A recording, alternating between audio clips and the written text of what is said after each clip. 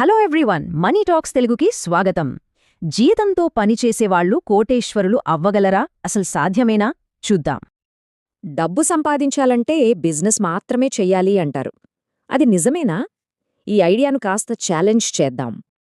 Rich అవ్వాలంటే సొంతంగా business పెట్టాల్సిందే అంటారు. కాని అది ఒక్కటే దారా? చిన్నప్పట్నుంచి మనకు చెప్పేది ఒకటే, మంచి ఉద్యోగం తెచ్చుకోమని. అంతేకాని ఉద్యోగాలు సృష్టించమని కాదు కదా. ఇక్కడే ఉంది అసలు పాయింట్. మీ టాలెంట్తో ఎవరు ఎక్కువ లాభం పొందుతున్నారు, మీరా మరొకరా? సరే, ఈ ఎంప్లాయీ ట్రాప్ని అర్థం చేసుకోవాలంటే ముందు సిటీసీ అంటే ఏంటో తెలియాలి. ఏ కంపెనీ అయినా వాళ్లు మీకు ఇచ్చే జీతానికి కనీసం 3 రెట్ల బిజినెస్ మీ నుంచే ఆశిస్తుంది. మీరు మీ సిటీసీ కన్నా 4-5 రెట్లు ఎక్కువ బిజినెస్ తెస్తే ఇంకా ఇన్సెంటివ్స్, ప్రమోషన్స్ వస్తాయి. సిస్టమ్ ఇలాగే పనిచేస్తుంది.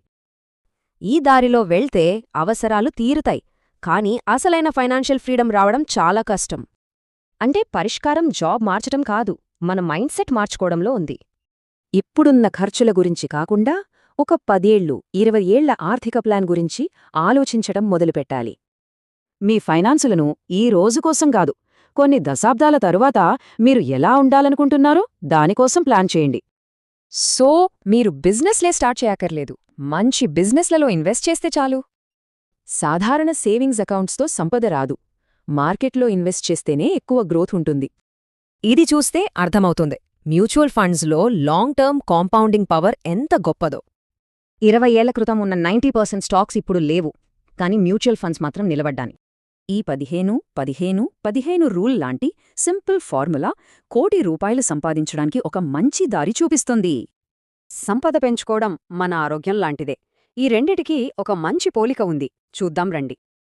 చెడు ఫైనాన్షియల్ హ్యాబిట్స్ చాలా కాస్ట్లీ, కానీ క్రమశిక్షణ లాంటి మంచి అలవాట్లు సింపుల్ ఇంకా పవర్ఫుల్. సో కీ పాయింట్ ఏంటంటే, మైండ్ సెట్ మార్చుకుని లాంగ్ టర్మ్ ప్లాన్తో మ్యూచువల్ ఫండ్స్లో ఇన్వెస్ట్ చెయ్యాలి. చివరిగా ఒకటే ప్రశ్న, రాబోయే 20 ఏళ్ల కోసం మీ ఫైనాన్షియల్ బ్రిడ్జ్ ఎలా కట్టుకోబోతున్నారు?